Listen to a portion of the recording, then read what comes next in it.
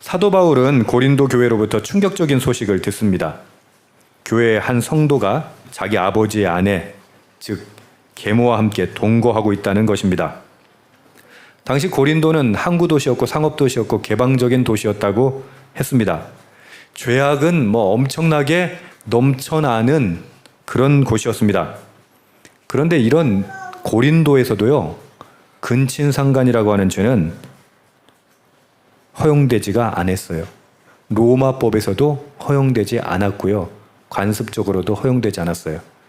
아버지의 아내라는 말은 이제 아들 입장에서는 계모를 말하는 거예요. 계모하고 살림 차려 살았다는 얘기예요. 그 말이 돼요, 안 돼요? 말이 안 되죠. 그런 일이 고린도 교회 내에 있었다고 합니다. 사도 바울은 이렇게 얘기합니다. 이 손가락질 받을 충격적인 부도덕한 죄에 대해서 1절에 너희 중에 심지어 음행이 있다 함을 들으니 그런 음행은 이방인 중에도 없는 것이라 누가 그 아버지의 아내를 취하였다 하는도다. 사도 바울이 이 얘기 듣고 얼마나 놀랬겠어요. 말이 안 되잖아요. 심지어 세상법에서도 안 되고 고린도 가장 성적으로 타락했다고 하는 고린도에 내에서도 손가락질 받을 수준의 죄였어요. 근데 그것이 어디에서 일어났다? 고린도 교회 내에서 일어났다라는 거예요. 사도 바울이 경악하고 그의 마음이 무너진 건 이 죄 때문이 아니라는 게 더 심각해요. 그 죄가 가지고 깜짝 놀랐죠. 근데 사도 바울이 진짜 쇼크를 먹은 거는 그 죄 때문이 아니라 그 끔찍한 죄를 대하는 교회의 태도 때문이에요. 도대체 교회가 어떻게 했기 때문에 사도 바울이 놀라고 있을까요? 2절 함께 읽어봅시다. 시작. 그리하고도 너희가 오히려 교만하여져서 어찌하여 통한이 여기지 아니하고 그 일을 행한 자를 너희 중에서 쫓아내지 아니하였느냐. 상식적인 공동체라면 교회가 발칵 뒤집히지 않았겠습니까? 슬픔과 분노에 휩싸이지 않았겠습니까? 교회는 그 심각성을 지적하고 공동체의 질서를 바로잡기 위해서 어떠한 노력이라도 어떠한 조치라도 했어야 했습니다. 그런데 고린도 교회의 반응은 정반대였다고 합니다. 그들은 슬퍼하기는커녕 오히려 교만했다고 말합니다. 대체 이게 어떻게 된 일일까요? 아마 고린도 교인들은 이런 생각을 했던 것 같습니다. 우린 참 대단한 교회야. 왜? 세상도 손가락질을 만한 그런 큰 죄, 그 엄청난 죄인까지도 품을 수 있는 교회니까. 우린 정말 사랑과 관용이 넘치는 교회야. 우리는 캐캐묵은 율법으로 사람을 정죄하지 않아. 높은 수준의 영적 자유가 있는 공동체야. 라고 생각했던 것 같아요. 여러분, 이게 말이 됩니까? 자신들의 영적 무감각과 무책임함을 관용과 은혜라는 그럴싸한 신앙 용어로 포장하고 스스로 영적 수준이 높다고 자랑하고 있었던 것입니다. 사도 바울은 이것이 교만이라고 얘기합니다. 여러분, 멀리 갈 필요 없어요. 교회 안에 분쟁이나 문제가 발생하면요, 꼭 이런 말 하는 사람이 있어요. 어떻게 하자? 은혜롭게 처리하자. 은혜롭게 처리하자. 도대체 은혜롭게 처리하는 게 뭡니까? 그분들이 주장하는 은혜롭게 처리하자는 덮자는 얘기예요. 문제를 키우지 말자는 얘기예요. 근데 고린도 교회는 거기서 한 걸음 더 나가서 뭐라고요? 자기들은 영적 자유도가 높은 교회야. 그만큼 신앙이 성숙한 교회야 라고 착각하고 교만했다라고 지적하는 겁니다. 여러분, 아이들이 이가 썩어가지고 아픈데 병원 가자면 갈라고 그래요? 안 갈라고 그래요? 안 갈라고 그래요. 열 펄펄 나는데도 병원 가자면 어떻게 해요? 안 가려고 뗐어요. 만약 부모가 이렇다고 생각합시다. 나는 자식의 의견을 존중하는 부모야. 아이가 독립적으로 판단할 수 있도록 나는 키우고 싶어. 그래가지고 병원에 데려가지 않고 방치하고 있다면 여러분, 그 부모를 정말 자율적으로 아이를 키우는 부모라고 생각하시겠습니까? 결코 동의하지 않을 겁니다. 동의는커녕 경찰에 아동학대로 신고할 겁니다. 아이가 발버둥을 치든 때를 쓰든 뭐 어떻게 막 몸부림을 치든 어떻게 해야 돼요? 아이를 병원으로 데려가는 게 그게 정상적인 겁니다. 교회도 마찬가지입니다. 교회 공동체의 가족 중에 병이 발견되면 관용이니 뭐 은혜스럽게 하니 그런 건 논할 일이 아닙니다. 그 병의 치료와 해결을 위해서 어떠한 고통이 있더라도 신속히 조치해야 합니다. 이게 진짜 사랑하는 겁니다. 고린도 교회의 심각한 질병에 대해 바울은 이렇게 단호하게 처방을 내립니다. 4절 5절 함께 읽읍시다. 시작. 주 예수의 이름으로 너희가 내 영과 함께 모여서 우리 주 예수 능력으로 이는 육신은 멸하고 영은 주의 아멘. 사탄에게 내어주라. 근친상간에 대한 바울의 선고입니다. 얼마나 무서운 말입니까? 사탄에게 내어주라. 끔찍하지 않습니까? 마치 저 사람은 이제 끝났어. 영원히 포기해야 해. 악마에게나 내어버려. 라고 하는 저주처럼 들립니다. 바울이 어떻게 이런 이야기를 입 밖으로 내놓을 수 있었을까요? 근데 바울의 진정한 처방, 의도를 모르면 이렇게 오해하게 됩니다. 이 뒤에 바로 이어지는 말씀 뭐예요? 이는 육신을 멸하고 영은 주 예수의 날에 구원을 받게 하려 함이라. 바울의 무서운 선포는 죄에 대한 보복이 아니었습니다. 오히려 한 영혼을 살리기 위한 사랑의 수술을 말하고자 하는 것입니다. 암 환자 살리려면 어떻게 해야 돼요? 날카로운 칼을 들고 환자의 몸을 갈아야 돼요. 피를 흘리게 할 수밖에 없어요. 아무리 고통스러워도 암덩어리를 도려내야 합니다. 끔찍하고 아프더라도 그 고통스러운 수술을 환자를 살리는 유일한 길입니다. 의사가 환자 괴롭히려고 수술해요? 아프게 하려고 수술해요? 아니죠. 죽이려고 수술하는 거 아니잖아요. 왜 수술해요? 살리려고 칼을 드는 겁니다. 바울의 처방이 바로 이런 것이었습니다. 바울은 죄 지은 사람을 교회라는 보호막에서 일시적으로 분리해라 라고 말합니다. 왜요? 그 사람이 교회 밖에 나가서 죄의 결과가 얼마나 비참하고 고통스러운 것인가를 깨닫기를 바랬던 겁니다. 죄된 자아와 교만, 정욕이라는 육신을 철저히 깨지게 하는 것, 그것을 부서지는 아픔을 경험하게 하는 것, 그래서 내가 하나님과 교회를 떠나서는 구원받을 수 없는, 살 수 없는 죄인이라는 걸 깨닫고 회개하기를 바랬던 것입니다. 그래야만 마지막 심판날에 그의 영혼은 온전히 구원받을 수 있을 것이기 때문입니다. 여러분, 진짜 사랑은요, 때로는 이렇게 불편하고 아픈 길을 선택할 용기가 필요합니다. 여러분, 요즘에 아이 키우면서 우리가 헷갈리는 게 뭔지 아세요? 아이가 원하지 않으면 안 한다는 거예요. 여러분, 아이가 원하지 않아도 여러분 진정 사랑한다면 어떻게 해야 돼요? 바른 길을 가르쳐야 돼요. 바로 가르쳐야 돼요. 근데 우리 아내가 원치 않아요. 그건 핑계가 될 수 없어요. 그건 오히려 아이를 망치는 거예요. 진짜 사랑은 반드시 고통을 수반합니다. 사랑이란 단어가 자꾸 오염되고 있어요. 좋은 게 좋은 걸 사랑이라고 생각해요. 아니요. 사랑하려면 고통도 수반됩니다. 그 고통을 극복할 때 그 사랑이 완성됩니다. 그 사랑 안에서 기쁨이 충만해집니다.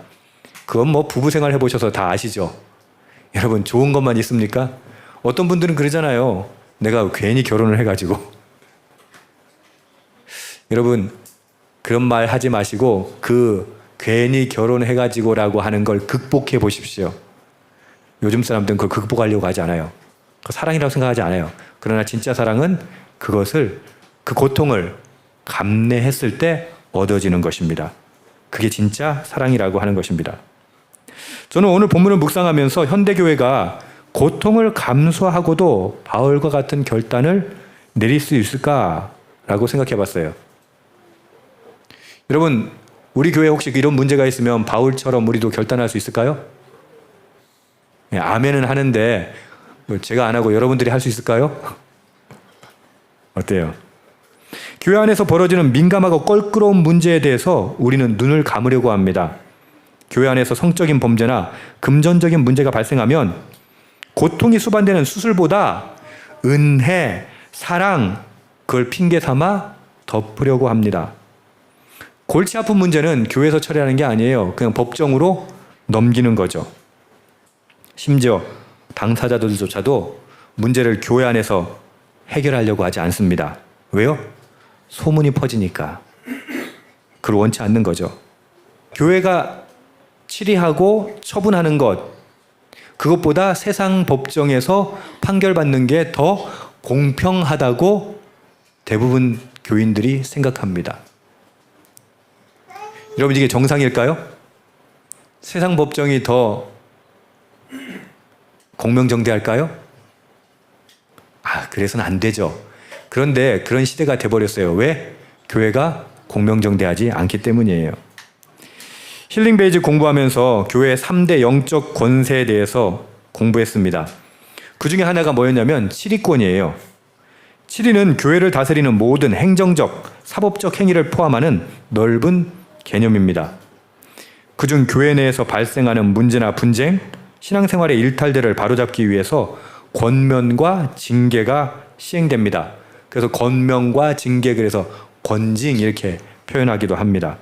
이 권징의 목적은 교회의 거룩성을 유지하고 향상시키기 위함입니다. 잘못된 행동을 바로잡고 성도들이 바른 신앙생활을 하도록 돕는 역할을 합니다. 자, 이제 정의는 됐고, 이런 권징을 행하는 교회를 본 적 있습니까? 안타깝게도 없어요. 제가 사역했던 교회도요, 교인들 간에 땅을 사고 팔면서 분쟁이 생겼어요. 그래서 교회가 시끄러웠어요. 근데 어떻게 하는 줄 아세요? 그걸 왜 교회에서 떠들어? 그리고 어디 가서 해라? 법원에 가서 해라. 그러는 거예요. 교인들 간에 성적 문제가 발생했어요. 그럼 어떻게 해요? 쉬쉬해요. 그리고 그 가정들끼리 소송해가지고 끝내라고 하는 거예요. 더 이상 교회는 권징하지 않아요. 치리를 행하지 않아요. 이게 과연 정상적인 일입니까? 저는 고민해봤어요. 아니, 이 치리가 왜 교회에서 제대로 시행되지 않는가? 왜 권징이 시행되지 않는가? 제가 내린 결론은 교회 성장주의에 관련이 있습니다. 교회 성장이나 평판 유지를 위해서 영향력 있는 교인이나 리더의 명백한 죄를 보고도 교회는 묵인합니다. 넘어가려고 합니다. 왜요? 교인 입장에서는 치리가 내려지면 어떻게 하면 돼요? 그 교회? 떠나면 돼요. 그냥 옮기면 돼요. 교회 입장에서도 어때요? 괜히 문제를 복잡하게 만들면 평판이 나빠지니까 어떻게 해요? 쉬쉬하는 거예요. 교회 성장에 도움이 안 되니 치리를 행하려는 교회도 없고 치리를 받으려는 사람도 없어졌습니다. 교회도 교인도 이득이 안 되니 이 권징이라는 법은 사문화됐습니다. 여러분, 과연 이런 상태로 건강한 교회 공동체를 이룰 수 있을까요? 제가 말하는 건 그럼 권징을 우리 교회는 엄격하게 시행하자, 그 얘기가 아닙니다. 교회가 건강해지기 위해서 우리는 어떤 노력을 해야 하는가 스스로 생각해 봐야 한다는 것입니다. 바울은 고린도 교회의 죄 문제를 해결하기 위해서 출교를 명하고 있습니다. 내부적으로 잘 어떻게 좀 해결할 수 없었을까요? 하필 왜 사탄에게 내어주다 라면서 출교를 명령해야만 했을까요? 그 이유가 6절입니다. 함께 읽읍시다. 시작. 너희가 자랑하는 것이 옳지 아니하도다. 적은 누룩이 온 덩어리에 퍼지는 것을 알지 못하느냐. 바울이 이런 극단적인 조치를 취해야 했던 이유는 그 죄를 방치하면 공동체 안에 누룩처럼 퍼지기 때문입니다. 아주 작은 누룩 조각이 순식간에 재료 전체에 퍼져서 발효를 일으키죠.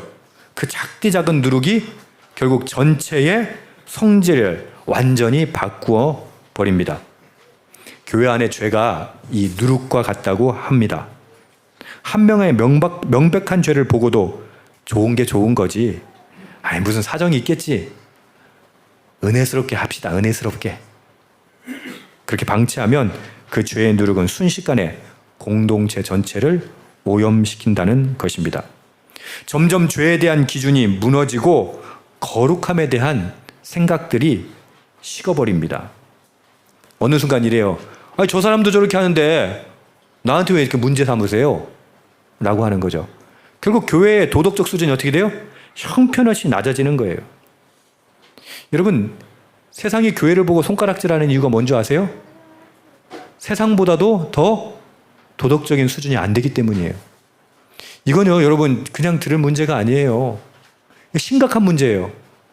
적어도 제가 어렸을 때는요, 우리 동네에서 가장 정직한 사람들은 예수 믿는 사람들이었어요. 근데 지금은 어때요? 교회 다니는 것들이 더해. 예수 믿는 것들이 더해. 왜 이런 일이 발생했다고요?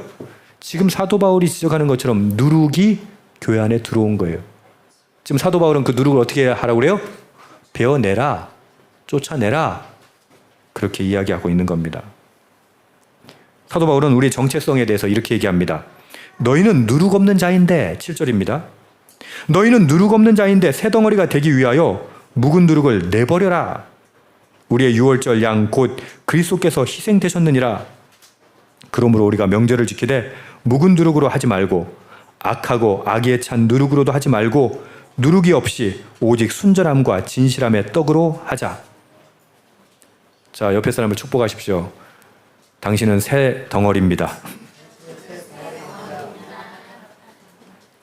덩어리예요. 어떤 덩어리? 새 덩어리예요. 뭐가 없는? 누룩이 없는 덩어리입니다. 왜요? 예수님께서 십자가에 죽으신 이유가 뭐예요? 그 누룩을 제거하기 위해서예요. 그래서 우리는 새 덩어리가 된 거예요. 새 떡이 된 거예요. 누룩 없는 떡이 된 거예요. 오직 순전함과 진실함의 떡이 되었던 겁니다. 그런데 여러분, 정작 우리가 그 누룩을 계속 방치하고 은혜롭게 하자, 뭐 사랑으로 하자라는 그건 핑계입니다. 절대 진실이 아니에요. 덮고자 하는 욕망인 거예요. 덮어버리니 교회가 어떻게 됐다고요? 엉망이 되어버린 거죠. 9절은 이렇게 얘기합니다. 내가 너희에게 쓴 편지에 음행하는 자들은 사귀지 말라. 음행하는 자들은 어떻게 해라? 사귀지 말라. 쉽게 표현할게요. 상종하지 말라. 여러분, 음행하는 자들 상종하지 마세요. 여러분, 교회 내에서 음란이 있다면, 누룩이 있다면, 죄가 있다면 어떻게 해야 된다? 좋은 게 좋은 거라고 또 가가지고 또 뭐 괜히 동의하고 이러지 마세요. 그냥 상종하지 마세요. 근데 이 말을 들은 고린도 교인들이 오해를 했어요. 왜냐면 세상 사람들은 어때요? 그 당시에 고린도 사람들은 어떻게 해요? 음행이 일상이에요. 그러니까 바울이 저 음행하는 사람은 상종도 하지 말라는데 우리는 어떻게 해야 되지? 지금 그 이야기를 묻고 있는 겁니다. 연을 끊으라니까 아니 세상 사람들하고 연을 끊고 어떻게 삽니까? 지금 바울은 분리주의를 이야기하고 있는 것이 아닙니다. 만약에 바울의 말이 분리주의라면 우리는 도무지 살 수가 없어서 짐 싸서 지구를 떠나야 돼요. 왜? 세상 사람들은 그 죄 가운데 살던 사람들이기 때문에. 그래서 바울은 이렇게 얘기합니다. 하나님은 우리를 세상 속으로 부르셨지 세상 밖으로 도망치라고 하는 것이 아니다. 뭐요? 세상 속으로 부르신 거예요? 도망가는 게 아니에요? 예수님께서도 우리를 위해서 기도하실 때 내가 비옵는 것은 그들을 세상에서 데려가시기를 위함이 아니요.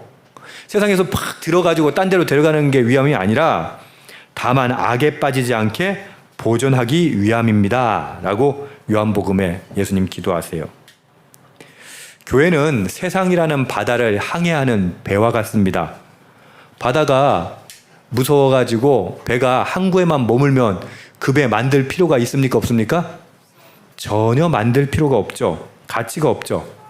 파도가 좀 일렁인다고 못 나가겠다 그러면 그 배예요? 아니에요? 아니에요. 파도가 좀 커도 일렁여도 배는 출항해야 합니다. 게다가 교회라고 하는 배는요, 목적이 뭔지 아세요? 물에 빠진 사람을 구하는 게 그 배의 목적입니다. 그런데 여러분 반드시 지켜야 하는 게 있어요. 뭔지 아세요? 바다 위에, 물 위에 있지만 그 바다와 그 물이 배 안으로 들어오게 해서는 안 됩니다. 여러분, 교회라는 배는요, 구조선이에요. 근데 물이 들어오면 뭐가 돼요? 침몰선이 되죠. 여러분, 지금 구조선입니까? 침몰선입니까? 지금 사도 바울은 그 이야기를 하고 있는 거예요. 교회 안으로 죄라는 세상의 바닷물이 들어오게 해서는 안 된다.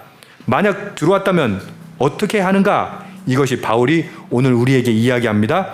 길지만 함께 읽읍시다. 11절부터 13절 시작. 이제 내가 너희에게 쓴 것은 만일 어떤 형제라도 일컫는 자가 우상숭배를 하거나 모욕하거나 술 취하거나 속여 빼앗거든 사귀지도 말고 그런 자와 함께 먹지도 말라 함이라. 밖에 있는 사람들을 판단하는 것이야 내게 무슨 상관이 있으리오마는 교회 안에 있는 사람들이야 너희가 판단하지 아니하랴. 밖에 있는 사람들은 하나님이 심판하시려니와 이 약한 사람들은 너희 중에서 내쫓으라. 아멘. 바울이 말하는 건 이런 겁니다. 나는 그리스도인입니다 라고 말하면서도 여전히 명백하고 반복적으로 죄를 짓고도 회개하지 않는 사람은 반드시 어떻게 해라? 쫓아내라. 사귀지도 말라. 그럼 세상 사람들의 죄는요? 그건 하나님의 법정에 속한 영역입니다.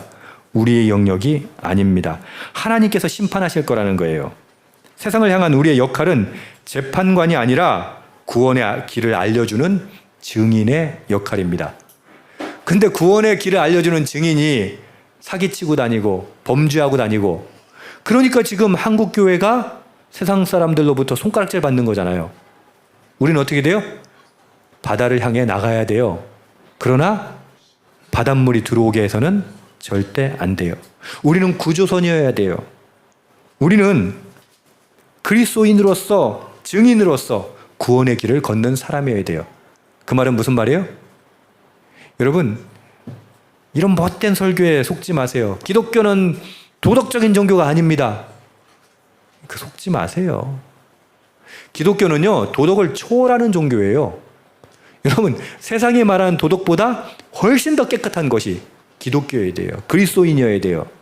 그러기 위해서 여러분, 우리 발버둥 치고 있습니까?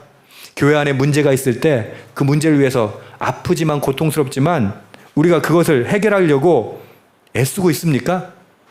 그렇지 않다면 우리는 교회가 아닙니다. 여전히 세상의 손가락질을 받을 것이고 교회는 이제 사라지게 될 것입니다. 여러분, 우리는 구원의 길을 안내해주는, 알려주는 증인입니다. 증인은 어떻게 돼야 돼요? 모범을 보일 수 있어야죠. 물론 우리 안에 근친상간과 같은 무서운 죄의 누룩은 없습니다. 여기서 누가 뭐 근친상간 하겠어요? 그죠? 근데 문제는 이겁니다. 그렇다고 우리 안에 누룩이 없습니까? 사도 바울은 이 근친상간의 누룩 말고도 광범위한 누룩을 우리에게 주의하라고 이야기하는 겁니다. 한번 생각해 보십시다. 은근히 자신을 드러내고 인정받고 싶어하는 교만의 누룩은 우리에게 없습니까? 다른 사람의 약점을 들추어내고 즐거워하는 험담의 누룩, 하나님보다 돈과 성공을 더 사랑하는 탐심의 누룩, 마음속에 용서하지 못하는 미움을 품고 사는 쓴뿌리의 누룩. 에이, 목사님 뭐 그런 건 좀 뭐 그럴 수도 있는 거죠. 뭐 좀 험담도 할 수 있는 거죠. 이거 좀 욕심 좀 가질 수도 있는 거죠. 뭐 좀 자기 잘난 체 좀 하면 뭐 안 됩니까? 여러분, 누룩이, 사도 바울이 굳이 누룩이라고 표현한 이유가 뭐예요? 누룩은 진짜 하찮은 거예요. 근데 그것이 퍼지면요, 전체를 물들여요. 순식간에 성질을 다 바꿔버리는 거예요. 별것 아닌 것처럼 보이지만 이 작은 누룩들은 오늘날 공동체 안에서 서서히 퍼져 교회를 병들게 하고 있습니다. 바울은 그 누룩을 주의하라고 말하는 겁니다. 우리는 유월절 어린 양이신 예수 그리스도께서 피 흘려 깨끗하게 하신 누룩이 없는 오직 순전함과 진실함의 떡이기 때문입니다. 그러니 누룩을 경계하십시오. 누룩을 주의하십시오. 근데 이렇게 누룩을 경계하십시오. 그러면 어떻게 하는지 아세요? 서로 막 감시하는 거예요. 저게 뭐 누룩인가 아닌가. 그러라고 지금 이 말씀을 하는 게 아닙니다. 오히려 서로에게 깊은 관심을 갖는 사랑의 파수꾼이 되라라는 말입니다. 핵심은 죄에 빠진 지체를 보면 정죄나 외면이 아닌 함께 아파하고 눈물로 기루하라는 거예요. 그 죄를 지은 것 때문에 사도 바울이 가슴 아파하는 게 아니라 그 죄를 대하는 교회의 태도 때문에 사도 바울이 가슴 아파하고 있다고 말씀드렸습니다. 여러분, 사랑과 지혜 안에서 그 죄 지은 사람이 다시 일어설 수 있도록 진리의 말씀으로 권면하라는 겁니다. 비록 그것이 껄끄럽고 불편해도 여러분, 이 작업이요 결코 쉬운 게 아니에요. 남한테 아쉬운 소리 안 하는 게 현대인들의 특징 아닙니까? 저도 못된 버릇이 있는데 이렇게 얘기하거든요. 아유, 내버려 그렇게 살다 죽게. 이러지 말라는 거예요. 여러분, 교우들을 위해서 교회 안에 들어온 누룩에 대해서 단호하십시오. 불편하더라도, 어렵더라도, 껄끄럽더라도 그 누룩을 제거하는 역할을 저와 여러분이 할 수 있기를 축복합니다. 아멘. 이걸 뭐라고 얘기하냐면 교회를 살리는 불편한 사랑입니다. 여러분, 아까 말씀드렸죠? 사랑은 결코 달콤하지 않아요. 사랑은 불편해요. 사랑은 힘들어요. 그게 진짜 사랑이에요. 근데 그것을 극복했을 때 우리는 그 사랑의 놀라운 기쁨을 맛보게 될 것입니다. 한국 교회가, 그리고 우리 교회가 죄에 눈을 감고 외면하는 그런 부도덕한 불법의 집단이 아니라 죄를 경계하되 끝까지 포기하지 않고 공동체를 세우는 그리스도의 몸, 세상의 소망, 건강하고 거룩한 공동체가 되기를 주님의 이름으로 축복합니다. 그리고 그 역할을 저와 여러분이 해주시기를 간절히 소망합니다. 아멘. 기도합시다.